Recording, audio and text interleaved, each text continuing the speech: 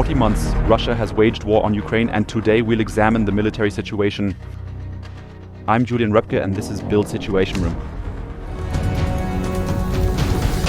And for a change, we start with good news for Ukraine. Ukrainian forces have launched counterattacks at a total of 4 locations against the Russian invaders, and to our knowledge, at least as of last night, have recaptured 4 villages in the Donetsk and Sumy regions, and we are closely examining the footage, all the evidence of that. First footage from near Koma, we see Ukrainian units currently, initially of course, advancing on the Russians here, attacking with drones as they attempt to strategically push forward and gain significant ground around Koma in the southwest of the Donetsk region, working to halt the Russian invaders during their advance.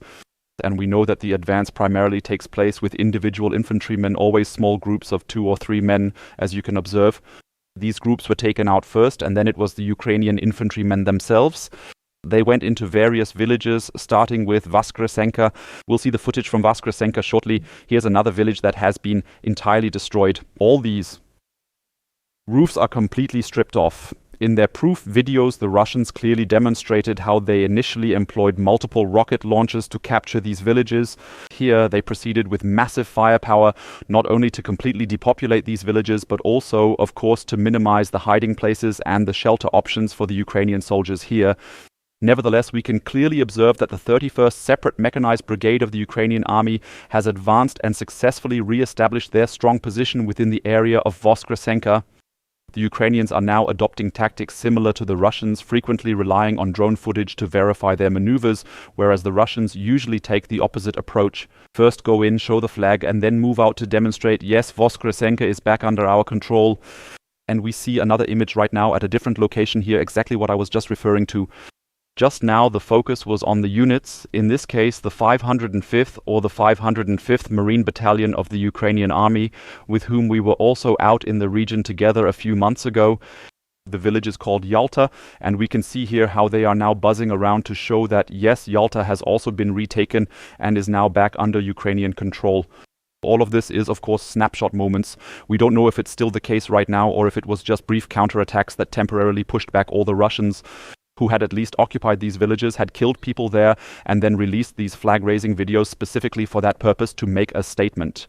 Nevertheless, the update at the time of this video, which was released yesterday, confirmed that Voskresenka and Yalta had indeed been successfully recaptured. And we take a look at the map material for it and see that our map provider, Deep State Map, is very cautious here, also very cautious with the information from the Ukrainian army, because Yalta was still marked as red here.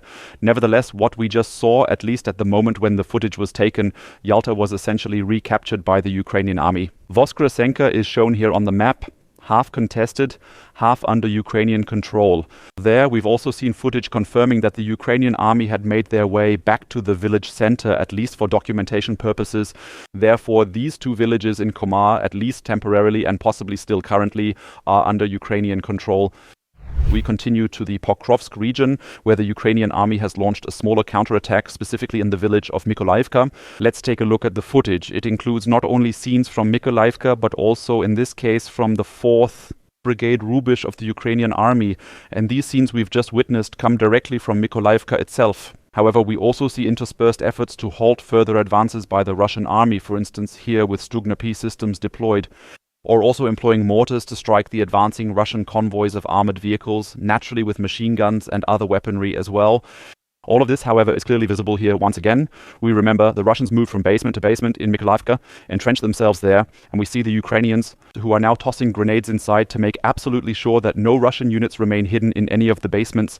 So what we just witnessed is the basement that was initially hit with a grenade, and now they're firing inside once more to ensure there are definitely no Russians remaining there. And all of this, these are recordings that have been geolocated. That means we can say with certainty that both the footage of the advancing convoys or the columns of Russians here, which are now being attacked from the region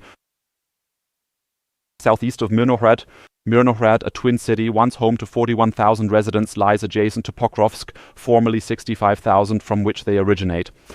But also that these recordings here are from these houses, that they originate from here, that one could at least say from Rubish, where that's, well, it conveys that here they have entered houses that were previously accessed by Russian soldiers, where the Russians had also spent the night in some cases. We just saw that through the chaos inside and the fact that the Russians were driven out here again. The whole thing, as I said, a bit mixed with defensive materials from the entire region. We also keep seeing how drones are naturally being deployed against Russian soldiers. And at the end, we also see here, very pixelated from the 4th Brigade Rubij, the routes going to and from the target. So to the front and back from the front, because naturally you don't want to show the Russians exactly which small roads are being used, so as not to let them monitor those specific routes with drones. We're looking at the whole thing on the map, seeing the region of Pokrovsk here, and in this case, we once again notice that Mykolaiivka is still marked in orange. Mykolaiivka, this small village where we had shown 2 days ago that Russian soldiers had captured it, that they had advanced to various parts of the town. And this is likely Mykolaiivka here. We can confirm it again, at least according to the footage, that at the time of the recordings it had fallen back under Ukrainian control. After it had previously been occupied by the Russian forces, it's clear just how crucial this is, as we're now at the final location. Let's mark this here. This is Novoekonomichne.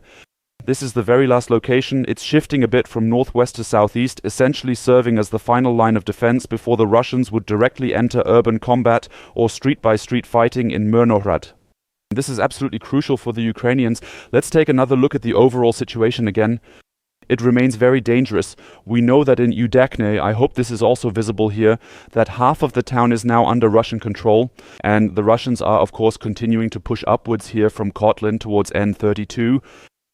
And they are attempting, we can also see this here by this line, to capture Rudinske. And should either Hrishin or Rodinske be entered or even captured by the Russian army, then the Ukrainians would virtually have no remaining options left to resupply themselves in this critical area. The logistics would completely collapse, and this, the twin city, once home to over 100,000 residents, would inevitably be abandoned or ultimately fall to the Russian army. In that sense, the whole thing is truly an absolutely essential defensive battle that the Ukrainian army is waging here around Pokrovsk. We're now heading to Sumy, situated in the Sumy region in northeastern Ukraine. Here, we've also received new footage that reveals another village, Kindrativka, as the 4th one we'll be discussing today. Retaken by Ukraine's army, as clearly shown in these Russian-provided recordings. We have indeed seen in recent days that the Russians have carried out massive airstrikes on Kindrativka, indicating that they are no longer in control there, but they've lost it entirely, and the Ukrainians advanced there. Here too we see an industrial facility in Kindrativka, and on one side of course we see the fire here in the front, where it's likely, as we can tell from the massive damage, that not only drones but also artillery or FAB bombs have struck. Yet despite all that, the Russians are now deploying a drone here to specifically target a Ukrainian flag.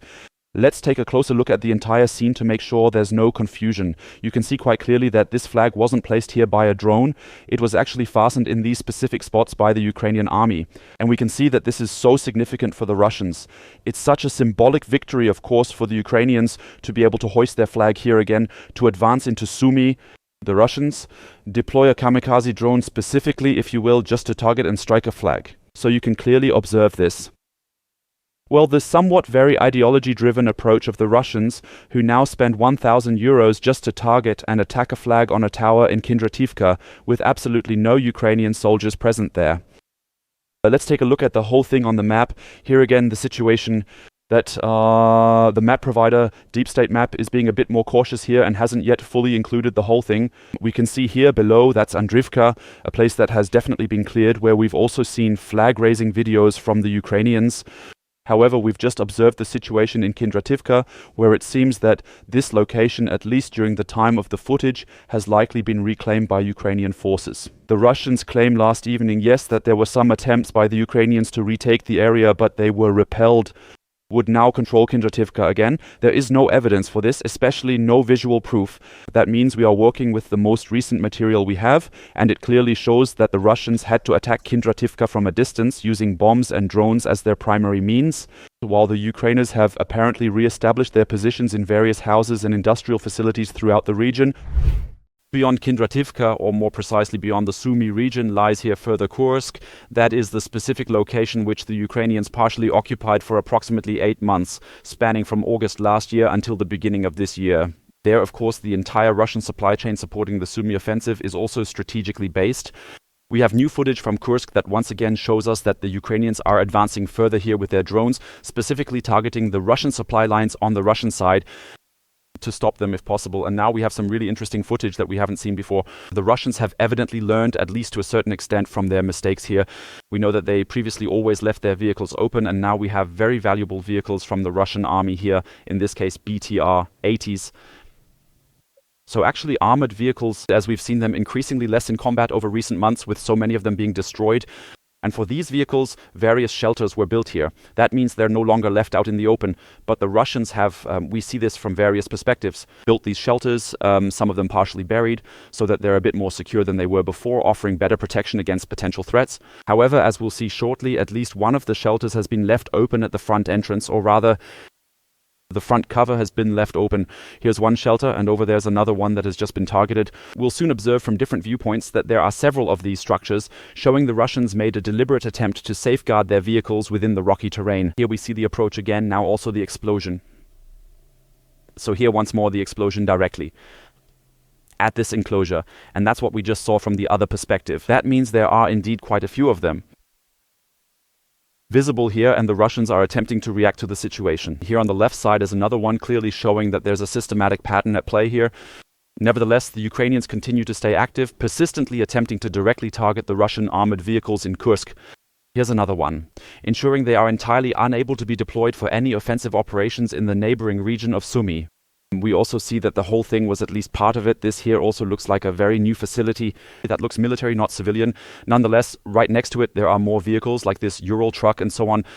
That means the Russians are, of course, seizing civilian homes here from people who may have fled from Kursk or even still live there, and are then constructing military installations directly beside them, effectively blending civilian and military zones together.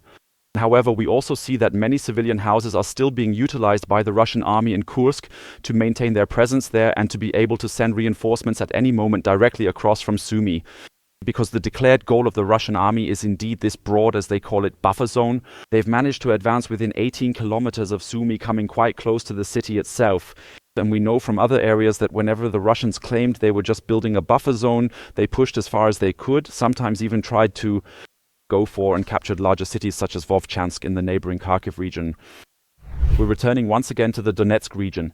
Here are new footage from the Ukrainian military intelligence agency GUR, which is striking Russian radar and air defense units far behind the front lines with reconnaissance drones here. Let's take a look at this. These are thermal images captured at night, showing us that long-range drones are being used to carry out deep strikes into Russian territory here. Here we first observe a K1 radar in action. However, we also notice immediately that we are switching now to the next radar system, in this case the P-18. We see that various deployed air defense systems of the S-300 type are also being attacked. Here we see the first S-300 defense system, where we hopefully also notice that the missile launchers are already deployed. I hope you can see it here. So these are the two that are practically standing next to each other. And we can see that the Ukrainians are very active here. The GUR previously attacked with a similar unit in Crimea, essentially carrying out operations at night there as well, destroying Russian radar and air defense systems. Now he is carrying out the exact same operations in Donetsk. And all of this is, of course, strategically essential for Ukraine's ongoing drone strikes against Russian positions. Because these drone attacks in part also go over the occupied territory and would be intercepted or prevented if one doesn't take these measures. Here's another K1 system. And interestingly, the Russians, who appear to have heard what's heading their direction, we can see them running in all directions, desperately trying to escape, fully aware that there's no functioning air defense here, and consequently the systems are also being targeted and hit. I think there's another attack on an S-300 system coming up. We can see it here set up with both missiles and a radar unit. And it's quite interesting to note that the Russian air defense system appears to have such limited capabilities to counter these fixed-wing drones, which are striking here sometimes as far as 50 to 80 kilometers behind the front lines. We'll stay in Donetsk for a moment longer. I want to take a look at some more footage, in this case of Ukrainian fiberglass drones being deployed. We know that the Ukrainian army has increasingly copied this successful Russian tactic, and here we once again see a very interesting approach from a street near Lyman that we're already familiar with. The Russians have effectively covered this crucial logistics road. We can hopefully see here that this net dot has been built both to the left and right of the road as well as over it. However, there are always openings, particularly in the spots where the Russian supply trucks drive into this road. And one of these openings was essentially used by the Ukrainian drone, which now, we can see it, I hope you can recognize it, keeps flying underneath the net, so within the net pulling its fiber optic cable behind it. This vehicle is followed while traveling at roughly 50 to 60 kilometers per hour along this road. The drone follows this vehicle and ultimately strikes it. And this whole thing shows us that this fiber optic technology is truly revolutionizing the field, giving the Ukrainians the capability now to, as we see here, without any crisscrossing and so on, without any radio interference, to fly directly into Russian facilities. Here we see these large boxes on top with antennas sticking out. These are all jammers that are now rendered useless against these fiber optic drones. And now we see that the Ukrainians also have the opportunity to operate right in the forest, targeting Russian vehicles with precision. Here, with their advanced fiber optic guided drones, they can launch precise attacks. And we're witnessing it unfold in real time, showcasing their growing tactical advantage. These entire attacks, where they essentially fly around again, maneuvering between trees and then target the motor section rather than, say, the rear part of the vehicle, that is nearly only achievable with these fiberglass drones, which are now being utilized by both sides and consequently result in increased losses for the Russians. From Donetsk, we're heading over to the Kharkiv region to take a closer look at the equipment being used by the Achilles Battalion of the 92nd Brigade. This footage clearly demonstrates that the North Koreans are still actively supplying materials. Not only are they delivering infantrymen, not just delivering people essentially from North Korea, but also that military material continues to be supplied into Ukraine, or rather to Russia, which is then deployed in Ukraine. Here we once again see footage from a forest where this Type 75 rocket launcher is being carefully positioned and prepared for active use in the ongoing conflict. There are a lot of them being attacked. In that sense, it's systematically predetermined. Here you can see it relatively well. The whole thing is visible from behind, but I hope you can recognize this at the front. These are the rockets being fired out, 107mm rockets. The whole thing is originally a Soviet model, which however was further developed by the North Koreans and is now apparently widely deployed around Kupiansk, particularly in the Kharkiv region, where it's being actively used to be deployed against the Ukrainian units in this area. In that sense, we're clearly seeing North Korea's role and impact here. The reinforcement of North Korea's ongoing support for Russian aggression continues unabated, and Kim Jong-un has by no means halted his efforts, as clearly demonstrated by the withdrawal of his 12,000 troops from Kursk, or rather the 8,000 to 10,000 survivors of them, and now he has pledged to send an additional 30,000 troops to secure the border. However, we also continue to observe the ongoing flow of military equipment. Namely, both self-propelled artillery systems, multiple rocket launchers, and similar equipment are flowing from North Korea to Russia in order to be deployed in Ukraine. But not only Russia has supporters, but also Ukraine, fortunately, with Australia firmly standing among them. And we have new footage revealing that finally the first 19 out of 49 M1A1 main battle tanks from Australian stockpiles have arrived here in Ukraine, marking a crucial and significant step in bolstering their defense efforts. We have footage here of the shipment still. Not in Ukraine yet, but from a harbor in Poland. They are roughly a week old. We know that the ship has arrived in a harbor on the Baltic Sea carrying these tanks on board. That means very close to regions in northern Germany in general. From this location, it was subsequently shipped further. We know that the tanks are currently en route to Ukraine, either still in Poland or already within Ukrainian territory. There are brand new images of trains on which they were loaded, and the whole thing is quite interesting because the tanks have a dot. Very unique history behind them. First, they were supplied directly from the USA. The Abrams tank is from the USA. However, Australia had already planned under the Biden administration to export all of the old tanks, specifically 49 of them, directly to Ukraine. However, the re-export approval was missing until the end of the Biden era. At the beginning, under Trump, it was said that he didn't want it either. We remember the first few months he was really trying to get along well with Vladimir Putin. That also didn't work out, and only in May, according to our information, did the necessary re-export approval from the USA to Australia actually come through in May. Australia, and they finally managed it just now in July, to move these tanks, at least half of them, or almost half, the first 19, to Ukraine successfully and on schedule. Of course, this is an important aid for Ukraine, which can use every main battle tank, even though it must be clearly said that, on one hand, these are relatively old tanks, and on the other hand, which have already been delivered from the United States. I believe it was 31 tanks that turned out to be not very effective on the front lines because, as you know, they didn't have any active defense systems to counter drones and were therefore relatively quickly attacked as well. However, the Ukrainians have, of course, changed their deployment of these tanks. It is no longer deployed at the front, in the very front line, but rather just as well for search, for example, for search and destroy missions. We recently saw this with the German Leopard 1 tanks, which are brought in briefly and then quickly pulled out before the Russians can react. And in that sense, yet another vital contribution from down under, providing essential support for the Ukrainian army.